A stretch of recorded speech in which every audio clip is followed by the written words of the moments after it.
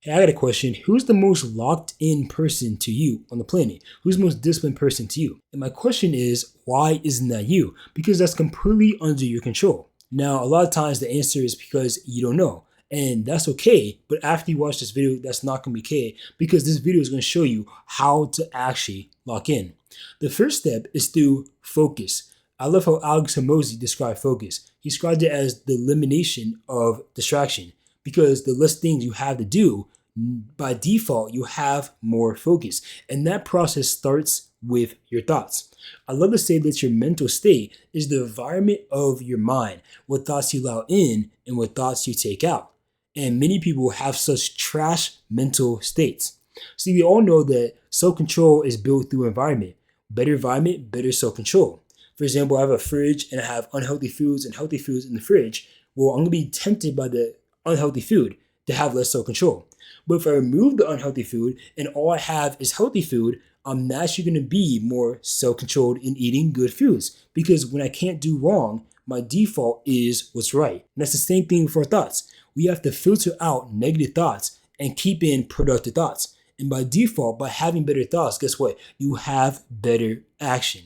Now, once you have eliminated all the distractions internally, all the negative and self-limiting thoughts, you have to eliminate the distractions externally. You have to remove stuff from your life. You have to move maybe video games and social media and all these other things because guess what? Again, if you can't do wrong, your default is right. That's how you lock in because you have to now focus on productivity when you can't have unproductivity available. Now you may want to click out this video and say, man, that's a stream. How am I supposed to get rid of all the fun things I have to do in this life? Bro, that's why you're not locked in.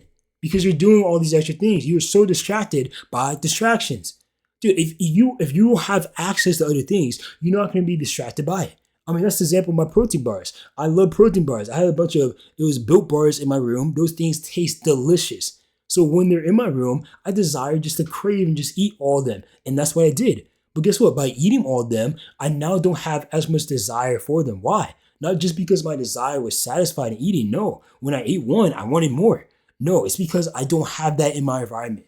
In the same way, you get rid of your stuff, the bad stuff, the stuff that's keeping you away, now you're locked in. Naturally, by default. It's easy. Now, understand, even though this is so simple, many people are going to ignore it and they're going to keep distractions in their lives. So how can they lock in despite having distractions like social media and unhealthy food? Well, they can do this. They can build dread. Dread is the energy I get from having a negative expectation. For example, if I choose to keep distractions of food in my fridge, like cookies and cakes, I can still ignore that by building dread towards it. I can say, yo, if I eat this cake, I'm going to get fat. It's going to keep me away from my goals. I'm going to become overweight. By having all these negative expectations towards the distraction in my life, I'm now going to have energy against engaging in it. I'm going to have energy against eating the cake, and I'm going to have a greater desire not to do so. So if you choose to keep distractions in your life, choose to build dread. But that's what so people do. Instead, they build anticipation. I love one way Myron Golan defined anticipation. He said, it's the energy I get when the outcome I expect is desirable to me. So going back to the example, if I see a cookie or a cake and I say, man, it's going to taste so good. I'm going to love the pleasure I feel from eating this cookie. I don't know who talks like that, but if they say that, what they're doing is building anticipation. Because they're good expectations, they now have energy towards eating the food, and that's going to make them, guess what? Desire to eat the food more. So now they're not locked in. Why? Because of their focus. They're using their anticipation and using their expectations in a disempowering way towards the progress they choose and want to make. And I find that ironic that the very distractions we insist on keeping in our lives are keeping us locked in on the distraction and not on what we want to lock into. See, these apps and these foods and different entertainments are made so that the law of momentum never gets disrupted by a more preeminent principle. And because of that, we stay on the apps, we continue to eat the foods, we continue to amuse ourselves and never stop because we never have an outside force overtake what we're doing. So what should that outside force be? Well, maybe it's the accountability partner. Maybe it's a timer on social media. Maybe it's taking the food out the fridge. Maybe it's having the mental fortitude to say, I don't want to do this. But because we're not taking care of our mental state, our actions are automatically by default. And the default we have is whatever is easiest to us, which is pleasure. And this is the exact behavior that keeps people from locking in. Because they haven't taken care of their mental states, now they have an unproductive action. And that action leads to a greater law, a greater principle that starts to take over. See, the most preeminent principle is the principle that prevails, and the law of momentum is greater than the principle of desire. So if I'm on social media and I'm scrolling, eventually the law of momentum is going to take over. An object in motion remains in motion unless acted upon by outside force. And as I'm scrolling, even though my desire may be to get off social media, because the law of momentum is greater, I'm staying on social media until outside force comes in. And that's what these apps are designed to do. They're designed so that no outside force stops the law of momentum, so you stay on the app. Am I saying never to have pleasure?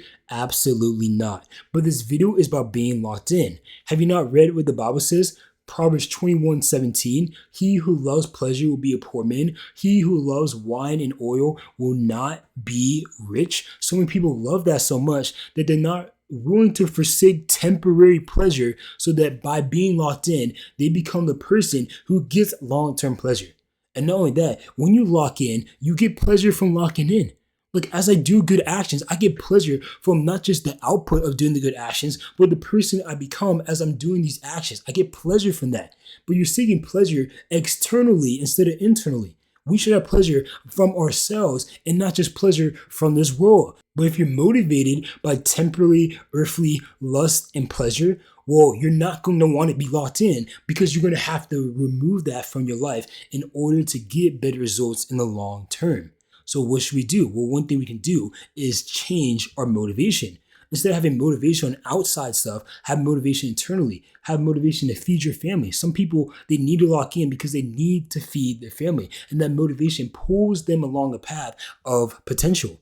See, I love another proverb that says, the person who labors for himself, for his hungry mouth drives him on. See, that person may be lazy. That person may not have a good mental state, but because he is hungry, he puts in work. But that's what people don't have. They're not hungry for anything. They're not motivated by anything. Instead, they just want whatever pleasure comes, whatever feels good in the moment. That's what they chase after, and that's why they're not locked in. That's why they have such poor mental states. That's why they build anticipation and desire for the very things that keep them from making progress in their lives, so much so they don't want to get rid of it, and that's why they are complacent. See, complacency is when we settle for an outcome that's beneath our potential. Any one of us can become locked in. Any one of us can get great outcomes in life, but because we are complacent and we're not willing to get rid of distractions in our mind, get rid of distractions in our lives, actually disrupt the momentum that's taking over and leading us to destruction, we become complacent and never reach our potential.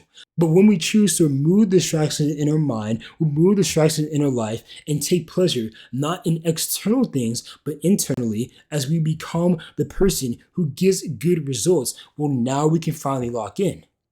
But you know this. You know this now. The Bible tells us, hey, if you know these things, blessed are you if you do them. He's talking about other things not being locked in, but the same principle still applies. You now know how to be locked in. The question is, are you actually going to do it? And you can't blame anyone else. Ignorance is not a problem anymore. You have to actually have action. And when you do, you get the results from your actions that your feelings, your circumstances would not have produced on their own. Choose to be locked in and you get better results. Make sure to subscribe, like, comment, and put in work after watch this video. Don't just watch this video and do nothing with it. You have wasted your time. You have basically wasted your time if you did that. See you next time.